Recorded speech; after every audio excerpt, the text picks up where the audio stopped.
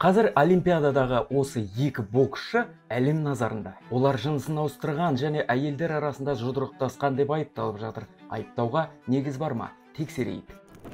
Иман Хилиф, алжирлік боксшы, италиялық боксшы қыз 40 секунд өткенде онымен жұдырықтасудан бас тартқан. Артынша дау шықты. Алжирлік 25 жастағы боксшы қыз негізі ер адам деген қауесет тарады. Артынша Лин Юйтин есімді тайвандық боксшы да дәл осындай дауға қалды. Алайда екеуі де жынысын ауыстырмағаны белгілі болды. Оларға қарсы бір ғана аргумент бар. Екеуін 2023 жылы гендерлік тестілеуден өте алмады деп Халықаралық бокс федерациясы шеттеткен. Екеуінен де XY хромосомалары табылған. Бірақ мұнда бір гәп бар. Халықаралық олимпиада комитеті бұл гендерлік тестілеу дұрыс жасалмаған деп мәлімдеді. Бұл шын мәнінде солай. Себебі XY хромосомасын тексеру ғылымда бар болғанымен, ол спортта 1990 жылдардан алып тасталған. Себебі ғалымдар спортта осы әдіспен ғана жыныс анықтау қате екенін айтқан. Себебі гормоналдық, физиологиялық және басқа да аспектілері бар. Әр спортшының жағдайында кешенді түрде тексеріс жасамай, тек осы гендерлік тестілеуге сенудің арты спортшыны жынысына байланысты шеттетуге әкеп соғады. Ал жер билігі мысалы өз боксшысын қорғап, ол біздің қыз қарындасымыз, чемпионымыз деп қорғап жатыр. Олимпиада комитеті болса боксшылар